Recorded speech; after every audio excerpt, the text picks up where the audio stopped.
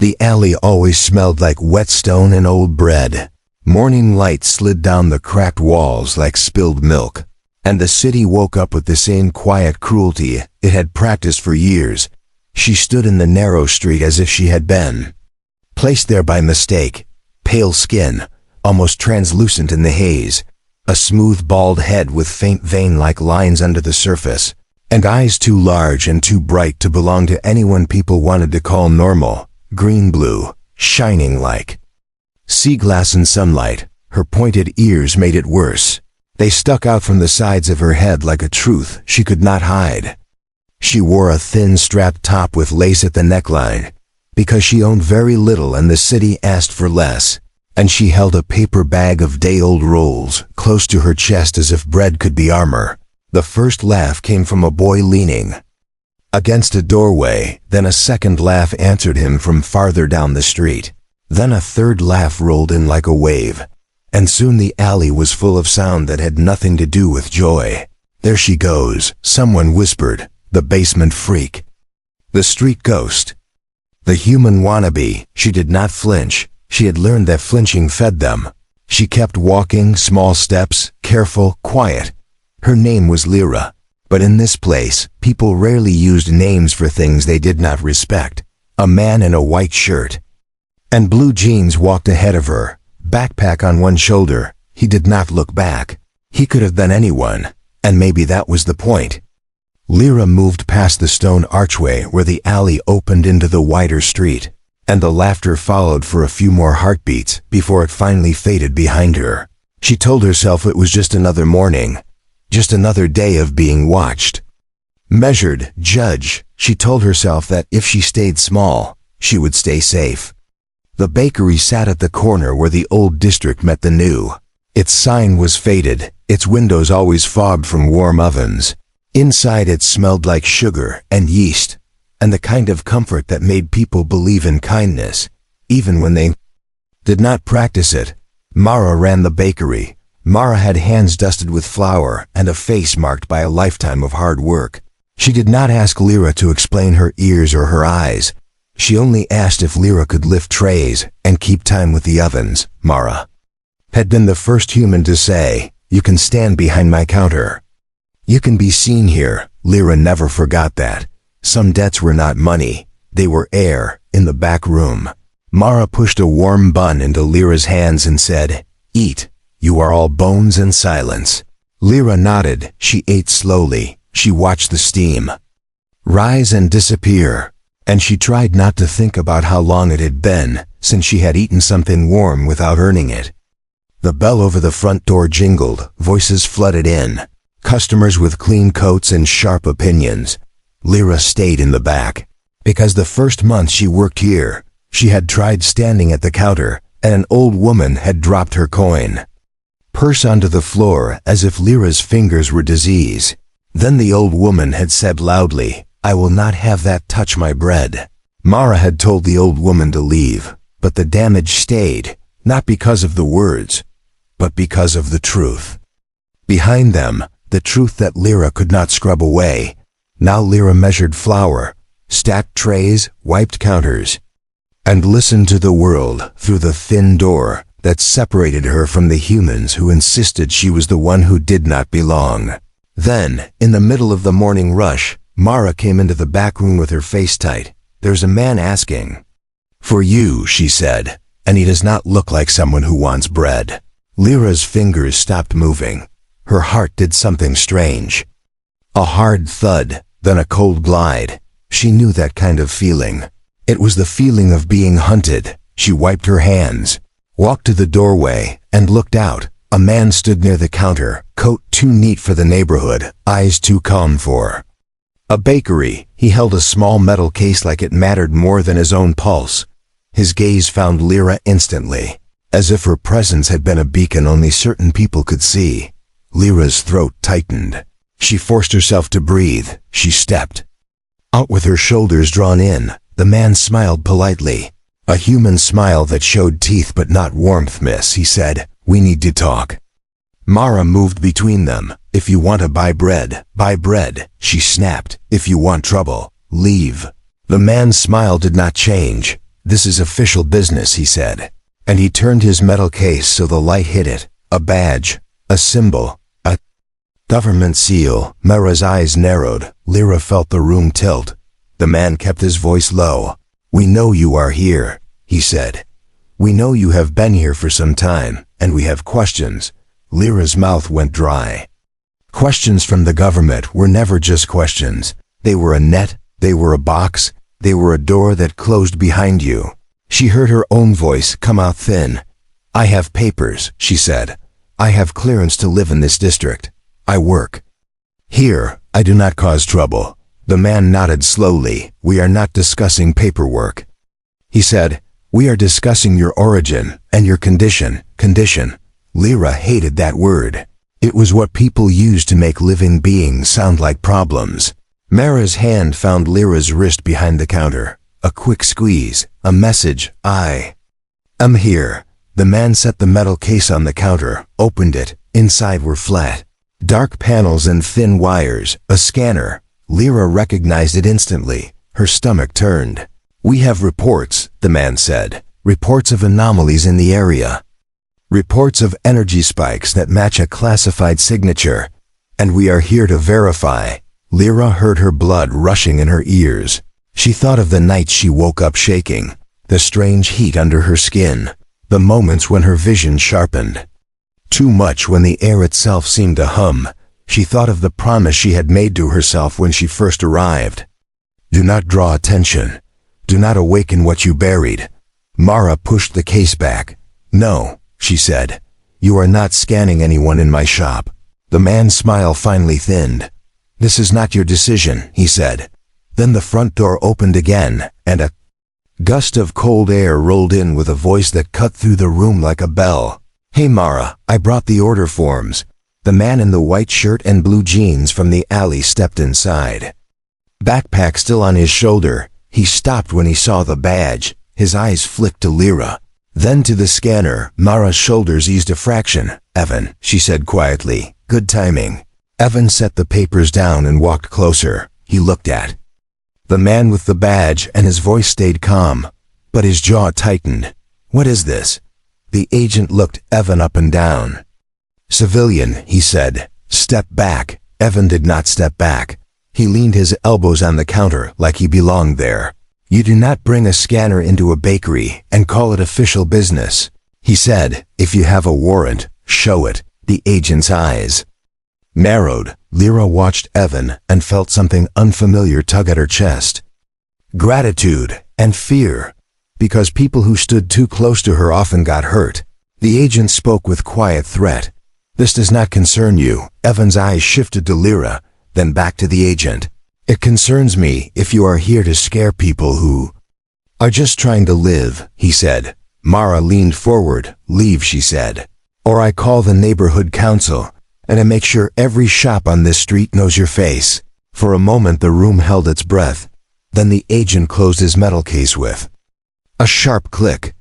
His smile returned. "Colder now. This is not over," he said, and his gaze pinned Lira. "Not even close." He left, bell jingling, cold air slicing in and out, and the bakery exhaled. Lira stood frozen. Her hands shook. Mara came around the counter and hugged her without asking. Evan stayed close, not touching, but present. "You okay?" Evan asked softly. Lira tried to answer, but her voice caught. She managed, "I do not know." Mara stepped back, then did something Lira did not expect. She lifted Lira's chin with flour-dusted fingers and said, "Listen to me. You are not a thing to be scanned. You are not a rumor. You are a girl trying to survive, and anyone who forgets that can choke on my bread." Lira blinked hard. Her eyes stung. She swallowed the emotion because crying in front of humans had always felt dangerous, like showing weakness to predators. Evan picked up the order forms. Again, his voice was quieter. "That badge was from Federal Integration," he said. "They do not visit bakeries for fun." Mara's eyes sharpened. "How do you know that?" she asked. Evan hesitated, then said, "My sister worked in their records office before she quit. She said they have lists, and they track any non-human who shows unusual readings." She said if they ever confirm a match, they take you, and nobody sees you again. The last words hit the room like a dropped tray. Lira felt her knees soften. Take you, nobody sees you again. Mara swore under her breath. Then she looked at Lira with fierce gentleness. We can move you, she said. We can hide you somewhere else. Lira shook her head. The motion felt heavy. No. She said, I cannot keep running, and if I run, they will follow. They will question you. They will hurt you. Evan's gaze stayed on her. Hurt you, he repeated, as if he was tasting the words and deciding he did not like them. Lira looked down at her hands. Vein like lines faint under the skin, she remembered.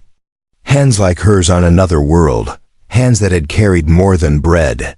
Hands that had held heat and power and responsibility. She pushed the memories away like closing a door. Mara turned the sign to closed, even though it was still early. Customers complained through the glass, but she ignored them. Then she pulled chairs close and set down tea like this was a family meeting. Tell us, Mara said. Only what you mean to. But tell us enough so we can protect you. Protect you. The phrase made Lyra's throat tighten again. No one had said that to her in a long time. Lira stared at the steam rising from the tea. She spoke slowly, each word careful. I am from a place you would call the fold, she said. A corridor between stars. My people do not travel the way your ships travel. We move through space like your light moves through glass. Evan leaned forward slightly. Mara stayed still. Eyes attentive. I was not supposed to come here, Lira continued. I was sent away. Hidden because something inside me was dangerous. Mara's voice softened. Dangerous to who? Honey, Lira swallowed. Dangerous to everyone, she said, including me. Evan's brow furrowed. Is that why you never look at mirrors for long? He asked. Is that why you flinch when the power grid hums? Lyra's eyes snapped up. You noticed? Evan nodded. Once.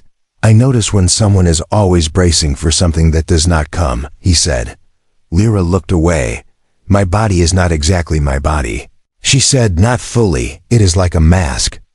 A form that keeps me small, keeps me quiet, keeps me safe, and keeps the thing inside me asleep. Mara's hands tightened around her mug. And what happens if it wakes? She asked. Lyra's voice dropped. Then I stop being the girl, you know. She said, and I become what they all fear. Silence settled. Outside. The city kept moving, cars, voices, life inside. The bakery felt like the only safe island in a sea of eyes. Evan spoke carefully. If they are looking for you, he said, they already fear something, and fear makes people do stupid things. Lira nodded. I know, she said. Mara stood abruptly. Then she crossed the room and pulled down a loose floorboard behind the shelves. She lifted out a small lockbox.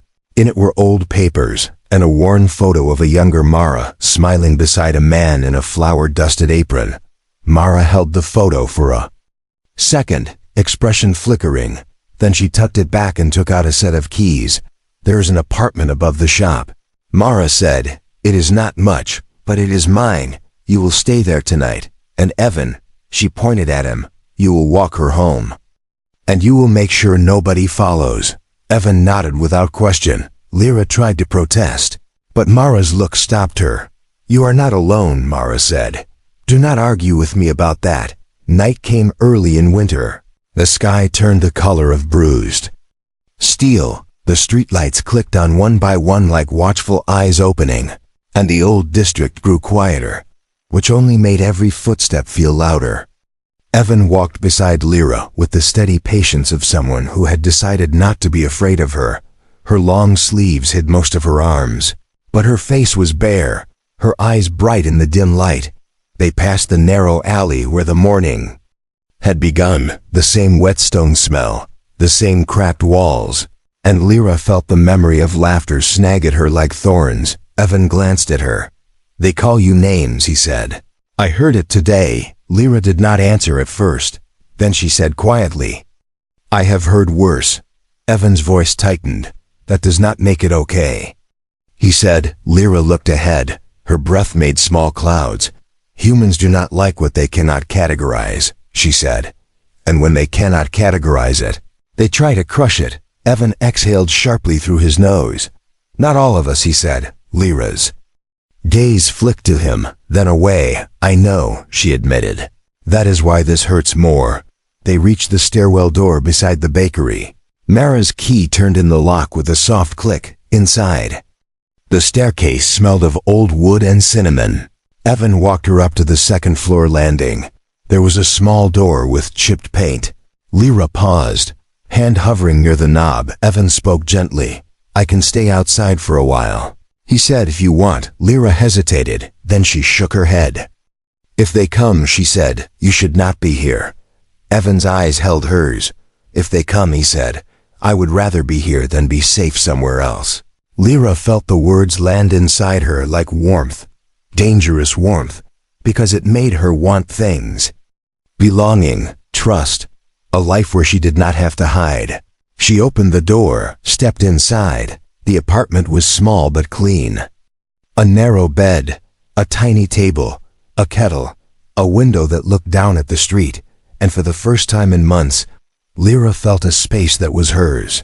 Even if only for a night. Evan stayed at the doorway. His voice softened. Lock it, he said. And if anything feels wrong, call my name from the window. Lira nodded. She locked the door.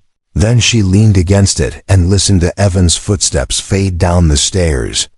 Her heartbeat slowed, but the fear did not leave. It simply changed shape. She moved to the window and watched the street. A couple passed, laughing. Someone dragged a trash bin. A cat slipped between shadows. Normal life. A life that had never included her. Then, far down the block, she saw a dark car roll slowly, too slow. Its headlights dimmed. It paused at the corner, as if listening. Lira's pulse spiked. She stepped back from the window. She turned off the lamp, and the apartment fell into darkness broken only by faint streetlight lines. She sat on the edge of the bed, hands clenched, and she tried to calm herself the way she always did. Breath in, breath out, small body, quiet body, sleeping power. But the air felt wrong, heavier, like the city itself was holding its breath. A soft sound came from downstairs, a door opening, then closing, a muffled voice, then another. Lira froze. Her ears caught more than human ears should. Footsteps, careful and controlled. 2 sets, maybe 3. She rose without thinking, moved to the window again, carefully, and peered through the curtain. The dark car was closer now, parked near the bakery. 2 men stood by it, collars up. One of them carried the metal case. The agent was back. Lira's stomach dropped. She backed away from the window. Her gaze darted around the small room, as if there might be a hidden escape. There was only the door, the stairs, the street. The sound of boots on the staircase began, slow, deliberate, coming up. Lira's throat tightened until it hurt. Her hands shook. She pressed her palms to her temples. No, she whispered. Not here, not now. The boots climbed, closer, closer then. A new sound, a shout from outside. Evan's voice, sharp with alarm. Hey, what do you think you are doing? The boots paused, murmured response. A voice Lira recognized, the agent, calm and cold. Step away, civilian. Evan's voice rose. This is private property. You cannot just walk in. A harsh laugh. Official business, the agent said. Move. Lira's chest tightened. Evan was outside. Evan was in danger because of her. She rushed to the window, threw it open. Cold air slapped her face. She leaned out and saw them. Evan in the street, hands up but not surrendering. 2 agents behind him, one grabbing his arm. Mara at the bakery door, screaming for them to stop. Neighbors peered from windows, but nobody came down. Fear kept them behind glass. Lira's voice came out louder than she expected. Stop, she shouted. Her throat burned, every head turned. The agent looked up. His eyes found Lira in the window, and he smiled like a man who had finally found what he came for. There you are, he said. Do not run. Evan twisted his arm, trying to pull free. Lira saw the agent lift the metal case. heard the click as he opened it. The scanner Lira's breath caught.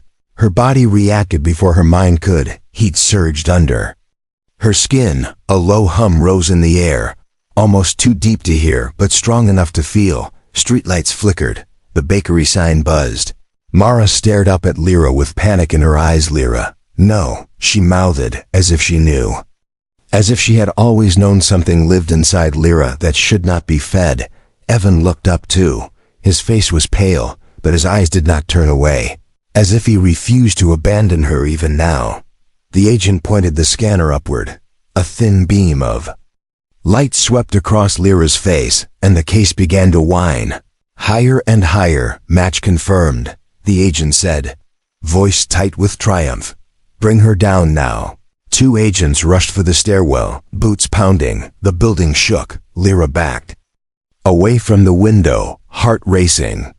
She pressed her hands to her chest, as if she could hold herself together by force.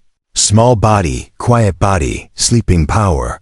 But the scanner's beam had already touched her, and something inside her answered, as if it had been waiting for a signal. As if it had been starving in the dark. Lira's vision sharpened. She saw every crack in the walls, every dust mote in the air. She heard the agents breathing on the stairs. She smelled the cold metal of their weapons. Her skin began to prickle. The vein-like patterns under her scalp brightened faintly, not with color, but with presence, as if light was waking under flesh. Lira stumbled back. Her shoulders hit the wall, and she slid down, hands over her head. No, she whispered again, please. The door rattled. A fist slammed into it. Open up. Government enforcement. Another slam. The wood groaned. Lira's breath came in sharp pieces. She pictured Evan being dragged away, Mara being shoved aside, all because she wanted to be small. All because she wanted to hide something inside her. Shifted. A memory rose, not gentle, not distant, a different sky, a different kind of light. Voices calling her not with mockery, but with fear and reverence. A title she had sworn to bury. The door slammed again. The lock cracked. Lira's eyes filled with tears she did not have time to wipe. And in that moment, the fear inside her found a new shape. Not shrinking, not hiding, but rising. No more something in her decided. The door burst inward. Two agents flooded in, weapons raised, scanner humming. Their eyes widened when they saw her on the floor, pale and trembling. They expected a frightened girl. They expected surrender. The first agent barked, on your feet, hands where I can see them. Lira lifted her head slowly, her large green-blue eyes locked on him, and her voice came out steady in a way it had never been. Do not touch them, she said. Do not touch Mara. Do not touch Evan. The agent scoffed and stepped closer. You do not get to make demands. He reached for her arm. His gloved fingers brushed her skin. The world snapped. The hum in the air deepened. The room temperature dropped and rose at the same time, as if reality could not decide what to do with her. Lira's body arched, and the vein-like patterns under her skin flared brighter, not light like a lamp, light like a storm behind glass. The agent yanked his hand back as if burned. What the hell, he gasped. Lira's breath left her in a long shaking exhale, and she felt something unlock.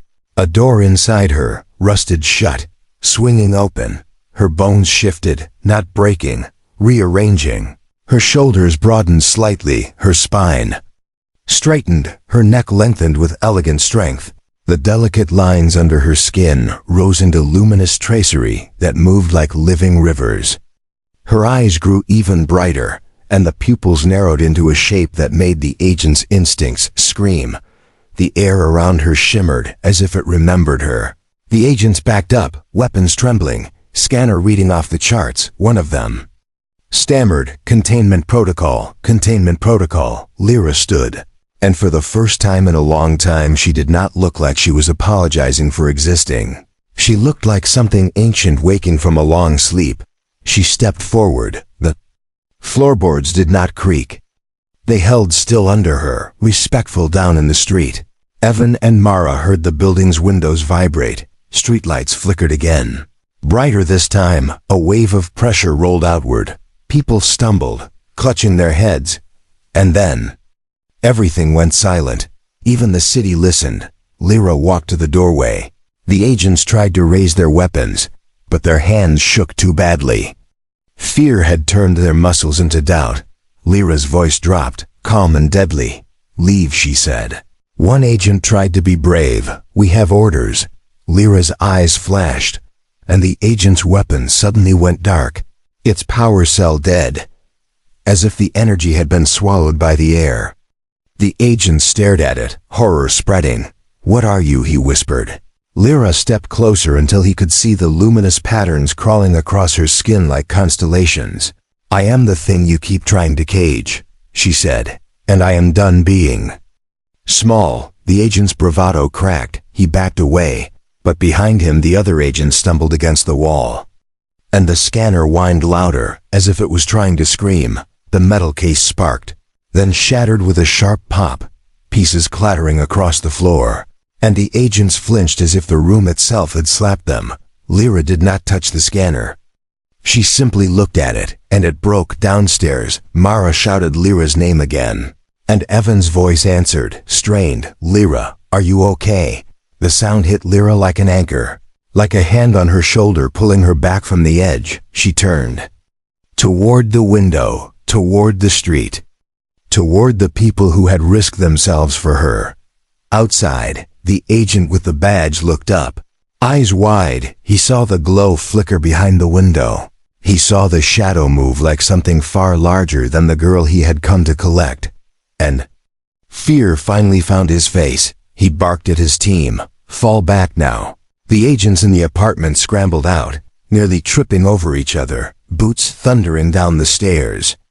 And Lira followed, not rushing, not chasing, simply moving with certainty. She descended the steps, each footfall quiet, but heavy with presence. And when she reached the bakery door, Mara was there, trembling, tear-streaked. Furious, Evan stood beside her, his arm twisted awkwardly from being grabbed, his face pale, but his eyes locked on Lira with something like awe and something like relief.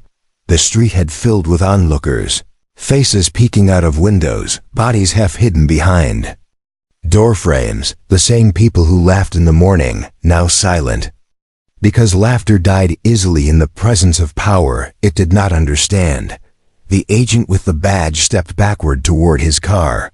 His voice tried to stay firm, but it cracked. "You are a threat," he called. "You will come with us." Lira stepped into the streetlight, and her true presence became undeniable. The pale translucent skin now alive with luminous patterns. Her eyes a burning green-blue. Her ears sharp and proud. Her posture no longer a question, but an answer. The air around her shimmered.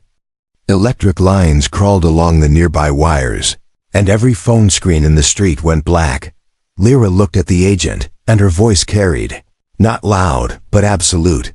"You came to take me," she said, "but you grabbed the wrong people first. You hurt the ones who fed me, who sheltered me, who stood up when the city laughed. So now you will listen." The agent swallowed hard. His men hovered near the car, hands on weapons they no longer trusted. The neighbors watched as if their eyes might decide history. Lira raised her hand, palm open, not to attack, but to declare, "If you take one more step toward them," she said, "I will show you what the fold can do to a city that chooses cruelty, and you will not like the lesson." The agent's face tightened. He tried one last line of authority. "You do not understand the consequences." Lira's eyes narrowed. "I understand. Consequences better than you," she said. "I was built from them." For a heartbeat the street held still. Then the agent made a choice. He motioned sharply. "Get in the car," he hissed now. His team did not argue. They piled into the vehicle. The engine coughed, then roared, and the car sped away, tires spraying dirty water, disappearing into the maze of streets. A trembling exhale rippled through the crowd. Someone whispered, "What is she?" Someone else whispered, "Monster." A third voice, quieter, almost ashamed, "She saved them." Lira's glow dimmed slightly, as if the storm inside her was listening too. She turned to Mara. Mara's eyes were wet, but her chin lifted. Honey, Mara said. Voice shaking, you are still you. Do you hear me? Still you. Evan stepped closer, careful, respectful. His eyes searched Lira's face for the girl from the alley, for the one who held bread like armor. Lira looked at him, and her voice softened. I tried to stay asleep, she said. I tried so hard. Evan swallowed. You woke up to protect us, he said. That matters behind them. The crowd began to murmur again. Not laughter, something worse. Fear mixed with fascination, the kind of attention that turned living beings into stories people told badly. Lira felt it, the gaze of the city sharpening, the old district watching her like a wound watching salt. She could already imagine tomorrow's whispers. The government will come back. They will bring more. They will bring machines that do not break. They will bring lies. And they will bring neighbors who would sell her out just to feel safer. Hands trembled. The luminous patterns under her skin pulsed like a heartbeat, and she realized the truth she had avoided. Awakening was not just a moment. It was a door that did not close again. Mara reached for Lira's hand, her flower dusted. Fingers touched the glowing skin without flinching. And Lira felt the contact ground her, a reminder that humanity could be more than cruelty. Evan stood on her other side, his shoulder close to hers. And he spoke low, only for her. They will come back, he said. But you are not alone anymore. Lira stared down the street where the car had vanished. The night air tasted like metal and rain, and her chest filled with grief, because she knew what her presence would bring. And with anger, because she knew she did not deserve it. She turned slowly, facing the watching crowd. Faces she recognized, the boy who laughed in the alley, the woman who refused her bread, the men who muttered slurs under their breath when she passed. Their expressions were different now, mockery replaced by caution, as if they had only respected power, never pain. Lira's voice rose, not shouted, but carried. You mocked me because I looked different, she said. You mocked me because it made you feel strong. But I have lived quietly among you. I have harmed no one. And still you chose cruelty as if it was entertainment. Some people looked away. Some stared harder, stubborn even in shame. Lira continued. I am not here to punish a city, she said. I am here because I wanted to learn how to be small enough to belong. But if belonging requires me to be broken, then I will not belong that way. Her glow flickered again, not as bright as before, but enough to make the streetlights seem weak. Evan's breath caught. Mara squeezed Lira's hand.